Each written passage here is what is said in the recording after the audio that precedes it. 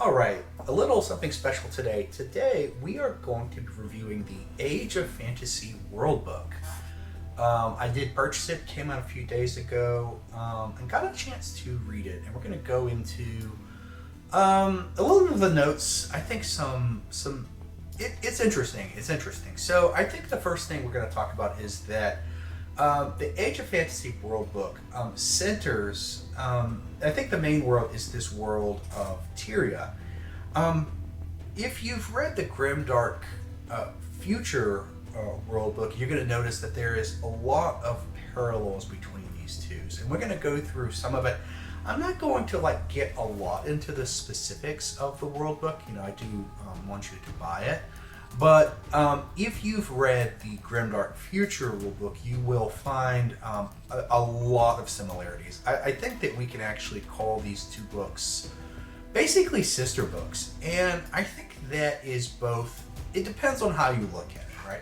You can say that the universes are connected and say they've made some consistency, or you could look at it as, well, they didn't, really develop this, they didn't make these worlds different. They are the themes and the technologies and the worldview and even the structure of the book are all very similar. So the first thing I would say is that when we look at the world of Tyria, we primarily see a human-centric world. A lot of the biggest empire and the most important empire was the human empire. The elves and the dwarves and the orcs, they do play their part, and the ogres, but it is very much, the land of Tyria is very much focused around the humans. It's not a bad thing, it's just something to keep in mind. The other thing that I would note about Tyria, so, broadly speaking when we're looking at it, we're looking about, so we've got these early, civilizations where they talk about how, hey, this is how, the world developed, and they talk about it's very similar to our world, how nomadic tribes come from different plains and different lands of Tyria, and then they some of them learn farming, and yeah, that's fine to get into it. It's basically the idea from there, this warring states go on until eventually what we would call the human empire formed out. Now the big thing that happens in Tyria that I think sort of is centered around here is the Havoc gods. So one of the things that I think is probably different than the Grimdark Future book is that in the Age of Fantasy book, in the world of Tyria, there is a very clear distinction between, there is a very clear bad guy, and that bad guy in this one is the Havoc gods. The Havoc gods arrive, they come and they see this land of Tyria. They come from a different plane, which we'll get into that as well. And they see Tyria and they're like, oh, look, what a great place to go and bring followers. So, of course, the Havoc gods, they come in after the success of, especially the human empire. So basically, Tyria reaches a point where civilization has gotten large enough that it draws the attention of the Havoc gods. And at this time, these Havoc gods come and they invade, right? They start influencing different people, especially speaking, focusing, and they start not only bringing in demons, but they also start influencing man and dwarves, where they're able to, start drawing these, these peoples, mainly peoples from the north, as they talk about it. And from here, there begins, and you can read more into it. Basically what happens is the Havoc Wars happen. That's the first major thing that I think happens here is the Havoc Wars. From there, the Havoc Wars actually go very bad for the alliance of dwarves and elves, and goblins are actually part of this grand alliance, which is an interesting little take on it. So, but basically these four races, right? Humans, dwarves, elves, and goblins join this grand alliance, and they fight the Havoc Wars. But they ultimately start to lose, basically, between the demons and the human forces. They begin to lose. The dwarves, during this war, when they're fighting, they get weakened, and actually the orcs come in behind them as a separate entity and actually take over the dwarves and enslave the dwarves. So at this point, the dwarves get sort of taken out. And then the elves splinter off as well. You've basically got, so basically while this war is happening, the elves, like there's all these maybe sub-evil factions or chaotic factions that sort of take an opportunity to liberate themselves. So you've got what will become to do is the dark elves effectively splinter away from the elves as well. And so the elves and the dwarves gets weakened. And at that point, all is lost. So this is interesting that the Havoc Wars are basically won by the Havoc forces. But at this point, there is some wizards cast a spell that, I guess, suck away the Havoc gods into this, what they call an Orb of Fate. Feels, I don't know. I think it makes the Havoc gods feel a little, weak in that they basically win the world, and these wizards cast a spell and lock them all in this Orb of Fate. So, feel a bit of hand waving, but that's what happens, right? So the Havoc gods are defeated ultimately by this, by trapping in this orb. So now they've got this Orb of Fate. Now, so we're going to get into it. This is where the story gets a little weird in the sense that now, so they have this Orb of Fate, which as we're going to see is basically a piece of glass.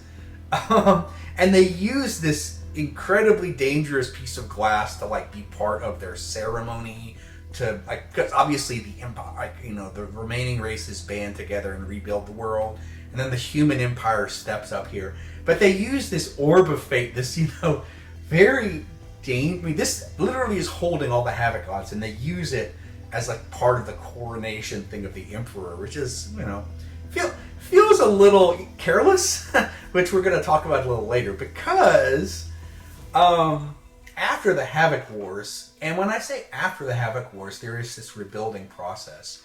From there is this king, and this king has he's a good emperor, but he has two spoiled brats, and eventually he dies, and he doesn't give an heir, and then these two princess and prince, they start bickering over who's going to be the successor. And then there's a little small fight that happens in not even a big war. And then somehow these princess and prince get into a fist fight, and they knock over the Orb of Fate, and they destroy it, right? It breaks, I guess. And then the Havoc gods are re-released, and it basically is a nuclear explosion that blows up the capital. So, I mean, it's funny, and I don't know if it's poetic. It could be poetic that basically these two spoiled prince and princess blow up the world, and that's the other side of the story, right? So basically you have this Havoc Wars, then you have this time of rebuilding with the Orb of Fate. The Orb of Fate gets destroyed by these two idiot prince and princess, and then there's this great rift. So this is where the story starts to really converge with Grimdark Future, because the Radiance Cascade and the opening of the rift, which basically blows up and actually sends a lot and we're going to see the parallels between the Grimdark Future book. So the rift, a lot like the Radiance Cascade, somehow it doesn't just blow up, it somehow makes its tentacles across the world, and so it hits the orc civilization, hurts them. That allows the dwarves to free themselves, but also the Havoc gods are re-released into the world. So they start, forming up as well. They start gathering their followers from the northern tribes, and all that goes on. And that's pretty much the opening of the rift is pretty much what we would consider to be present day Tyria, right? It's it's a lot. One of the things that I think I can't help but just have to say this, that I think a lot has happened within a few pages of the World Book. I think that one of the things that I think I would say I'm a little frustrated with is that these big events that happen in the World Book are sort of brought down to one page. There's like the Havoc Wars are sort of one page, and then the post-Havoc War succession is one page, and then the Great Rift. It's they're all these big events in Tyria. They're all sort of relegated to these single pages. So you don't get a lot of flavor. You don't learn a lot.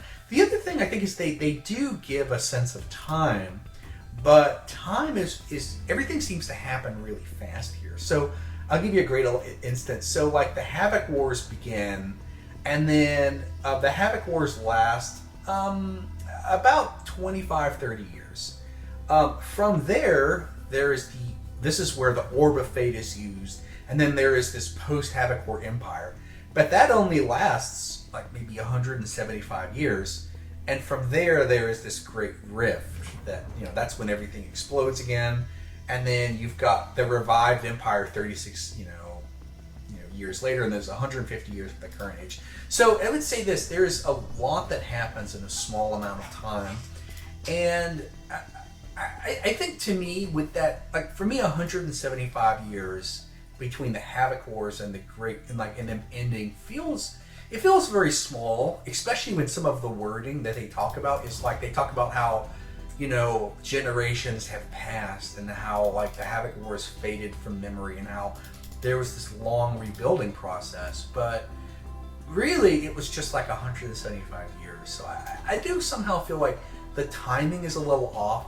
I suppose I would have loved if, like, there would have been more time in between the Havoc Wars and then the Orb of Fate and then the Great Rift and then the rebuilding of the Empire, which is like all of these are happening within like 150 years of each other. Which, in Fantastic Times, if it's especially when the Havoc Wars are supposed to destroy the entire world, it feels a little bit rushed here. So there's that. But that's the storyline. It's really sort of condensed down into a few pages. And the first thing that I would give a critique about this book is, I think they should have spent more time on the Havoc Gods, on the Havoc Wars. Like, this is just an opportunity to develop these things. The fact that they're sort of ran through very fast, it doesn't feel like I think that there really could have been a lot more. But there are some things that I think were good. One, I love the map of Tyria. I think the Grimdark Future book, the map was, it really wasn't a good map, and I love the map of Tyria. Feels a lot more alive. The illustration is a lot better, so that's really good to see. I think the world of Tyria from a map perspective is really cool. The other thing that I think we could probably say, that the difference between the Grimdark Future book and the Age of Fantasy, the world of Tyria, to me, is a lot darker. Unlike maybe the Grimdark Future book, where there's all these sort of tentative alliances that have happened, the world of Tyria is very much an active war. You've got several of these factions that are just actively fighting each other. You've got the Havoc forces are basically fighting. There's basically this land around the Rift, which is the free-for-all. But you also have, like, the Beastmen, who are fighting the Kingdom of Angels. You've got the Goblins actually fighting some of the Havoc Dwarves. And so one of the things I like is that there is a lot of pretty big ongoing conflicts now, including the Eternal Wardens, which are actually come from a different plane.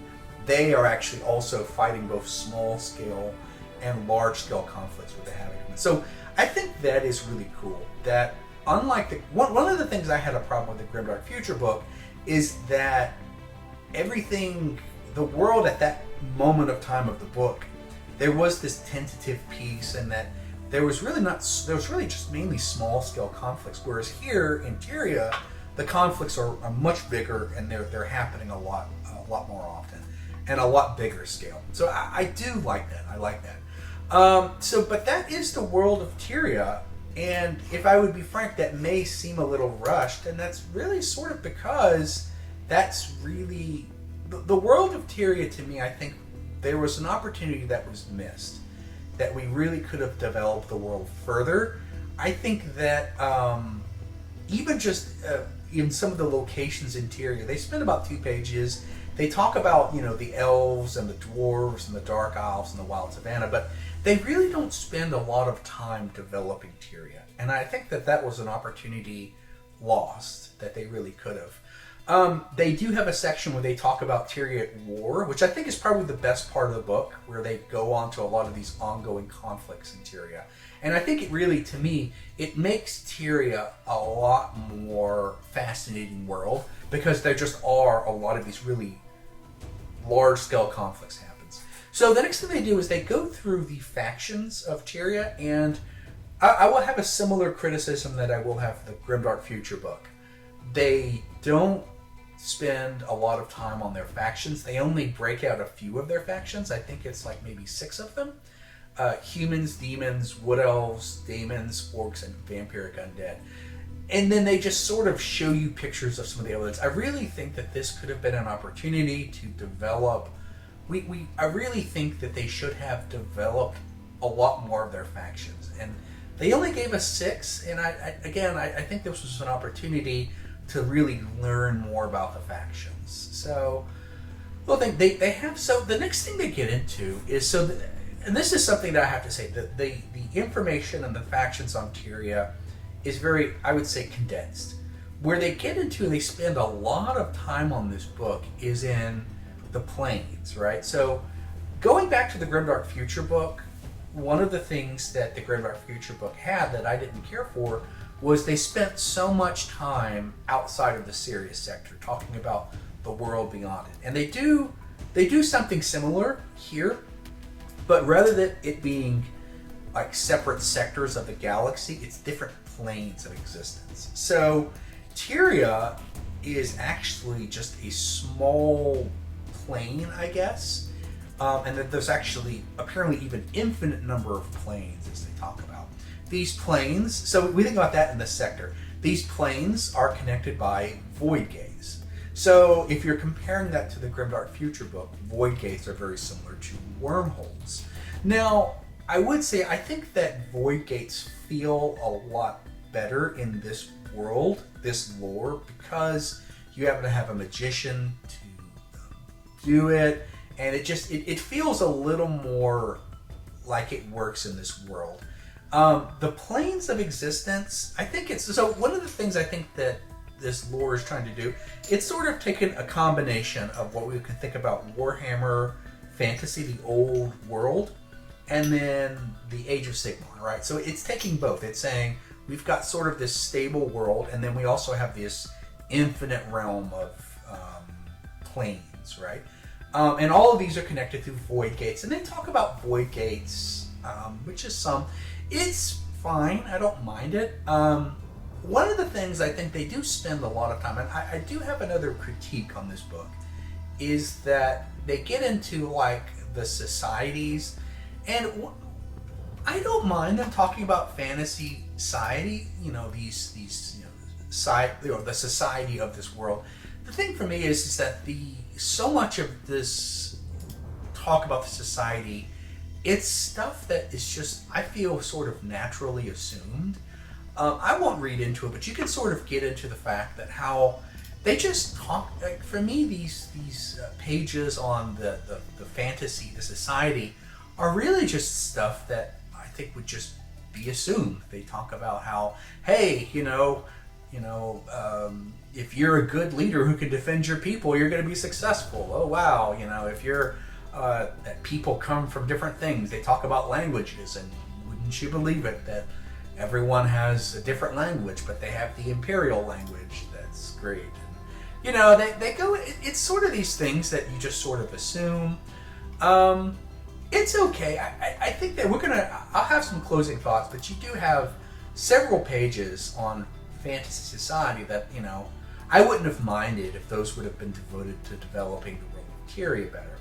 Then they have things like where they talk about magic and wizards, and again, I go back to it. The stuff they talk about when it comes to wizards and magic is stuff that you just sort of, to me, assume that wizards, appear from all sorts of lives, that different societies treat wizards differently, and alright. Anyway, I think that is just something. They have some stories which are fine. And then they get into the Planarverse. So, the Planarverse is, as you can imagine it, it's this, multiverse, if you will, connected by void gates. So, obviously, void gates connect within Tyria only. And by the way, Tyria is just one part of the world. There is a bigger part of the world that is towards the west. that where like the ogres are coming from, and where I guess the shadow stalkers are supposed to be coming from. So Tyria itself is not the entire world. It's just a big, important piece of the world, I guess. But in addition to that, there's also these other planes, and these planes basically contain anything, right? There's empty planes, and they actually spend about they talk about planar travel, and then they get into the types of planes. And to me, this is very similar to the Grimdark Future book where they had planets, right? Now, I think the planes are... I didn't like whenever they took the Grimdark Future book and they spent 4 pages talking about the different sorts of planets, which is, to me, it's just assumed, right? An agricultural planet. But the planes, I feel, is a little more useful. They talk about, these different cities, the ethereal planes, and then void planes, and I actually like the fluff on the planes a lot better, because I think this does give you that, and so I don't mind that. Of course, then a lot similar to the Grimdark Future book, with the inner sphere, they have the Nexus plane, and so the Nexus plane is basically the common plane, as they call it, and in this plane there is this huge city called Voidhaven. And Voidhaven is, they spend a lot of time actually talking about Voidhaven. And then outside of Voidhaven on this, there is the wilds, right? That's the sort of the outer sphere.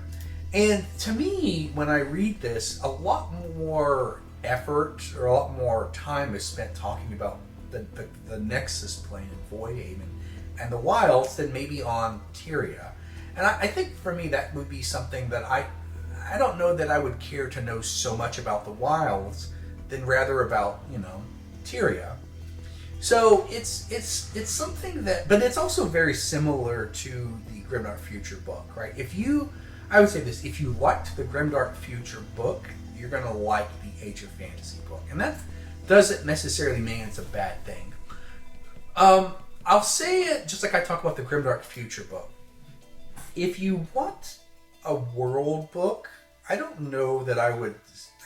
One of the things that the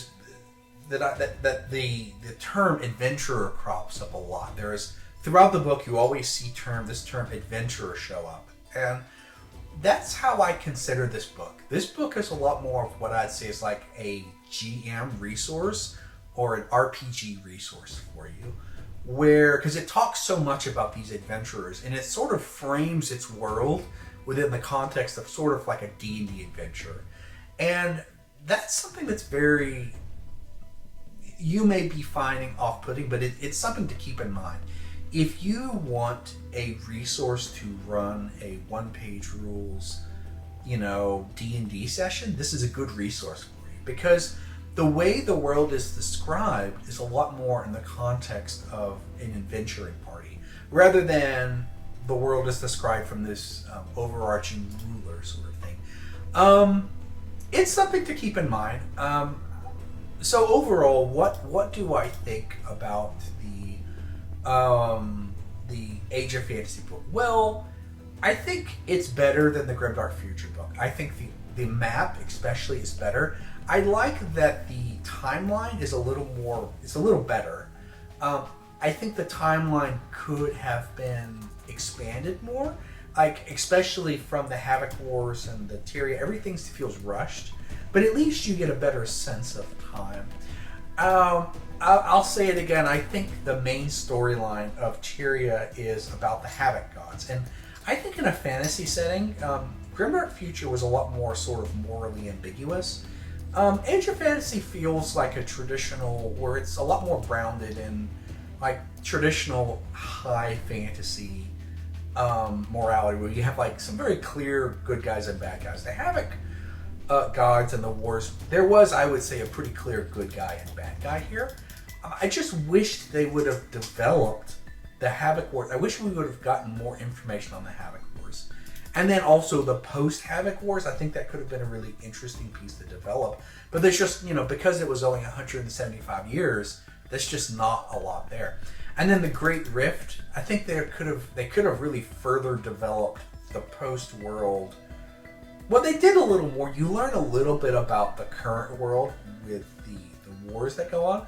I just think that My big gripe with this book that I would say is that I wish less time would have been spent on the planers, and especially the planes, and more time would have been spent on Tyria.